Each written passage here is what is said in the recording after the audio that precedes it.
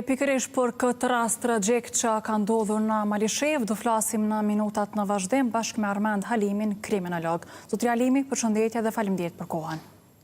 Përshëndetje. Zotri Halimi, siç tashmë dihet, pra një grua 7 zënë është vrarë në Malishev dhe me sa shqetësim i merrni lajmet e tilla aq më tepër kur të dyshuarit, sikurse ky pra në këtë rast sipas prokurorisë është bashkëshorti i së njëjtës. Fillimisht shpreh ngushëllime për rastin tragjik, pra në fjalë.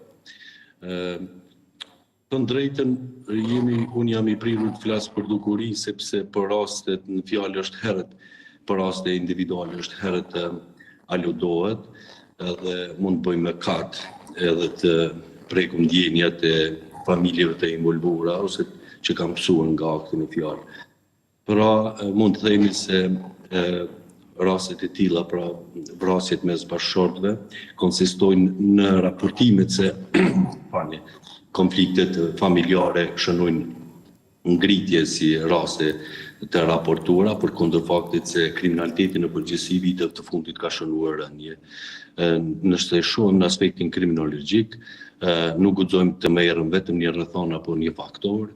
Në këto raste rekomandohet që institucionet shtetërore të ndërtojnë profilin kriminalistik të autorit, që nënkupton sjelljet para dhe pas aktit. Me sa e kuptuam nga raportimet, nga familjarët në fakt viktimës, u tha se nuk ka pasur mosmarrveshje ose konfliktet më hershme, e çka indicjet ose motivet kërkohen të kuptohet çfarë ka shtyr në momentin tragjik autorin të ndërmarrë një hap të tillë, ku në njeri normal me gjendje psiqike stabile sigurisht nuk do të ndërmerte. Shtoja këtë për faktin se e njëjta ishte edhe grua shtatzan që i bie me fëmijën e vet autorit. Prandaj kuptoni edhe emocionet që mund të na shkaktojnë trajtimi i rasteve të tilla. Zotri Halimi, sigurisht jo vetëm nisur nga ky rast, por në përgjithësi cilat janë motivet kryesore të vrasjeve në Kosovë? Përgjithsisht, nëse trajtojmë dukurinë e vrasjeve, për dallim prej vendeve të rajonit, apo vendeve që na kufizojnë si Kosovë, shohim se nuk kemi të bëjmë me dukuri kriminale të formës së krimit organizuar, apo sqarim të hesapeve mes grupeve kriminale, më tepër kemi trajtim të raste individuale, duke përfshi pra edhe këto mosmarrveshjet familjare. Nëse shohim faktorët apo dukuritë mes çifteve konkretisht, ato mund të na jepnin ndihmës të trajtojmë nëse shohim historinë mes çiftit, nëse ka pasur ngatërresa, xhelozi apo tendenca të ndarjes, ku zakonisht nëse të dy palët nuk janë pajtimit për shkputjet e një raportit të tillë, atëherë pala tjetër natyrisht në aspektin psikologjik e përjeton rënd, çka edhe mund të sjellë në gjendje afekti të tillë ku pra edhe kryhet një akt. Megjithatë, përkundër se ne provojmë të japim arsyet ose shkaktarët, asnjë arsye nuk arsyeton aktet e tilla, as më tepër ku njerëzit janë të prirur të shpjegojnë se një akt i tillë mund të kryhet nga dashuria. Pra, asesi nga dashuria mund të pritet vetëm trajtim si shkërkohet dhe pozitiv, po asesi të shkaktohen pra vrasje apo lëndime, çfarë do forme qoftë. Zotri Halimi, e me qenë të shumtën e herave pra rastet e vrasjeve si akt po kryen me armë zjarri, sa shqetësuese mbetet edhe pjesa e armbajtjes pa leje. Megjithëse tek rasti i Malishevës pra specifikisht, thuhet që arma ka qenë e babait të dyshuarit dhe ka qenë armë me leje. Po zakonisht thujse shumica e akteve apo me thënë pjesa dërmuese e tyre në Kosovë dhe përgjithsisht në çdo vend kryen me armë zjarri, megjithatë kur kryesit gjenden në një situatë të tillë, natyrisht që nuk do të zgjidhin mjet, sado që në aspektin psikologjik arma jep zemër dhe bën të ndërmarrë një akt të tillë pa menduar dy herë, sepse realizohet akti edhe më lehtë. Pra, çka duhet të themi se me të vërtetë armbajtja është një prej dukurive shqetësuese. Një numër i madh i tyre për që raportohet prej 200-400 mijë në duart të qytetarëve dhe akoma më keq ku ato janë jashtë kontrollit institucional. Çka ne kemi bërë thirrje vazhdimisht për masa konkrete, me strategji konkrete për siguri publike, që do të në kuptonin aksione qoftë në mbledhjen grumbullimin e tyre, po jo vetëm të karakterit represiv, por ato të amnistisë, të cilat në fakt mungojnë për kundër faktit se si të tilla kanë pas tentativa gjatë kohës së UNMIK-ut, mirë po prej krijimit të institucioneve shtetërore këndej nuk kemi pas një thirrje të tillë, e cila do duhej përcjellë me mesazh se arma përveç se është e kundërligjshme, është e panevojshme përderisa kemi institucionet shtetërore, ato të sigurisë duhet të jenë adresë dhe ato të drejtësisë adresë për zgjidhje të problemeve. Përveç kësaj, pra si e kundërligjshme dhe e panevojshme edhe dëmshme, sepse nga arma nuk pritet gjë tjetër përkundër motivit ose qëllimit të mbajtjes nga poseduesi, ajo është e prirur dhe e destinuar të shkaktojë vetëm dëm. Tek dukuria e vrasjeve, jo rrallëherë të dyshuarit janë persona të njohur por organet e rendit, pra janë recidiviste dhe të veprave të tjera dhe një gjë e tillë sa e shton dozën e përgjegjësisë tek institucionet kompetente.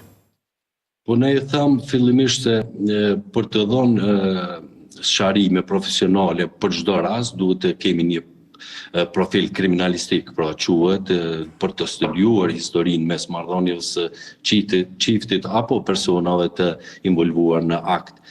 Kur është fjala të personat recidivist, sigurisht ata duhet të jenë në lupën shtetërore, të jenë të mbikëqyrur dhe realisht dënimet nga ana e institucioneve ndëshkuese, pra gjykata të jenë jo shablon, po ti përshtatën ose përgjigjen karakterit ose natyrës individuale të çdo kryerësi, sepse qëllimi i dënimeve nuk është hakmarrja, mirë po risocializimi, andaj nuk duhet ngutur pra gjykatat në shqiptim të dënimeve pa studiu pra në aspekt psikologjik dhe psikiatrik e kriminologjik të secilit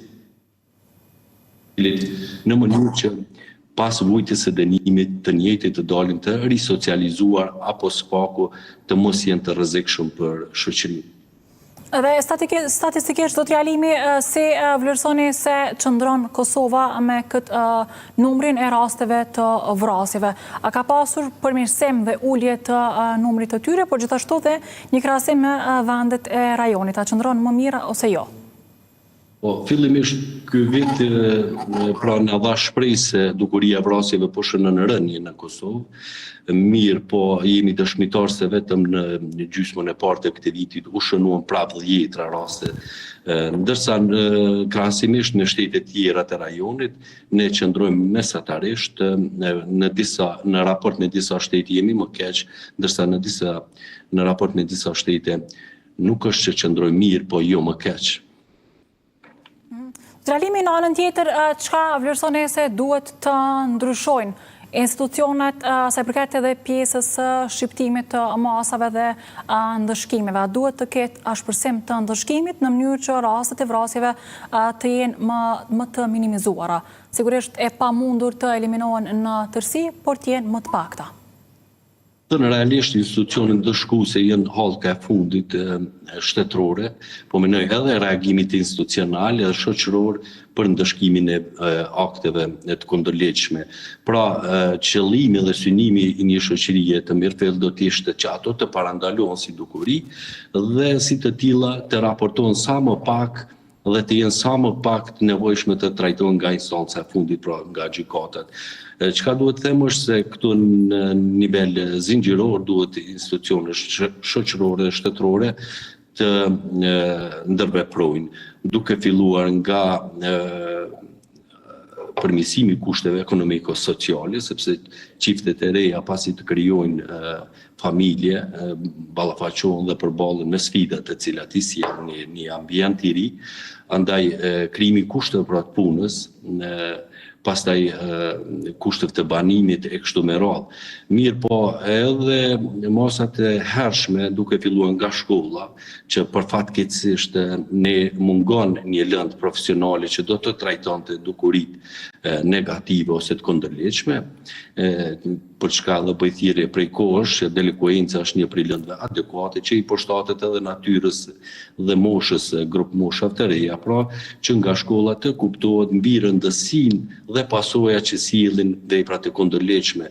Pasoja jo vetëm në raport me viktimën, por edhe në raport me vetë e kryesit potencial, pasojat e cilat mund të jenë sociale, ligjore, kështu me radhë. Nëse i zbërthejmë një nga një, sociale do të thotë krijimi i një karriere të njollosur, sepse me vetë faktin e tentim kryerjes ose kryesë një akti, çdo person do të futet në databazat e institucioneve, por çka do të prodhoj pastaj edhe pengesa në zhvillimin e karrierës ose krijimin e marrëdhënieve punës e kështu me radhë. Ndërsa në aspekt ligjor, sigurisht sikurse është e pritur, do të pasojnë edhe masa ndëshkimore. Andaj këtu duhet pra shtetet, në këtë rast edhe Kosova, ka të krijuara strategji nacionale edhe mbi sigurinë publike, ku do duhet të involvuar gjithë akterët e mundshëm që nga ata shkollor, edhe institucionet të reagimit, polici, prokurori dhe gjykatë, secili të kanalizohet në masat të cilat ngarkohen nga ligji dhe pritet që të kryejnë. Pra këto fatkeqësisht nuk mjafton minutazh të shpjegohen gjitha këto, mirë po përmbledhur razi këto mund të thënë. Mirë, zotëri Alimit, falenderoj shumë për kohën dhe përgatitshmërinë tuaj. Faleminderit ju. Faleminderit shumë ndonjëherë.